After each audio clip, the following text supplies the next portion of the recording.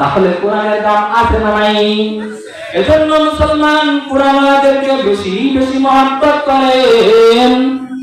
কোরআনের সাথে সম্পর্ক লাগান। আপনি তো কোরআন পড়তে পারি না, আমি তো কোরআন পড়তে পারি না, কিন্তু কোরআনওয়ালাদের সাথে যাদের মহব্বত আছে, কোরআনওয়ালাদের সাথে যাদের সহবত আছে, তাহলে তাদের মর্যাদা কেমন বেশি। তাকায় দেখেন না, কোরআনওয়ালাদের সাথে একটু সম্পর্ক রাখা। আরে বান্দা, আপনি কোরআন পড়তে পারেন না, কিন্তু কোরআনের ভিতরে এমন একটা সূরা আছে, ও মুসলমান, এই সূরাটা এমন দামি এক সূরা। কেমন দামি সূরা? বলে সূরাতুল ইখলাস। সূরাতুল কুল সূরা সবাই জানি তো নাকি? আরে জোরে আওয়াজ করে বলেন, কুল সূরা জানি না? আরে আওয়াজ করে বলেন, জানেন কি জানেন না? বলেন না।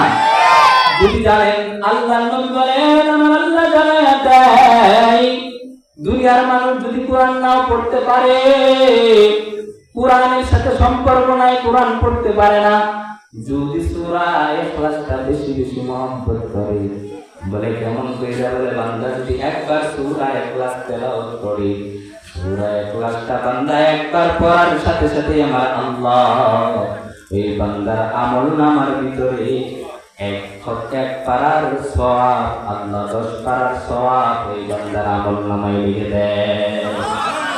আস্তে হয়ে গেল না? সুবহানাল্লাহ। জোরে আওয়াজ করে বলেন না সুবহানাল্লাহ। আর মুসলমান শুধু তাই নয়, তাই নয়, বান্দা কোরআন পড়তে পারে না, কিন্তু সূরা ইখলাসের মহব্বত এত বেশি, দুইবার যদি বান্দা সূরা ইখলাস তেলাওয়াত করে, আল্লাহ নবী এবং আল্লাহ তাআলা জানালেন, দুইবার পড়ার কারণে বান্দার আমলনামার ভিতরে আল্লাহ তাআলা 20 পারার সওয়াব লিখে দেন।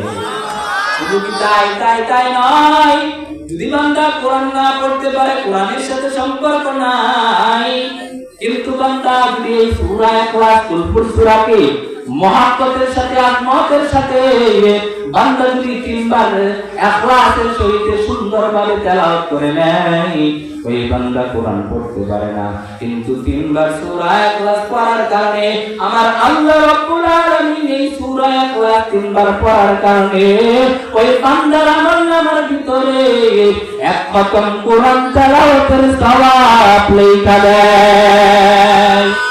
তাহলে সূরা ইখলাসের দাম আছে না নাই? আর ঘুরে ঘুরে কোন আছে না নাই? নবী বলেন,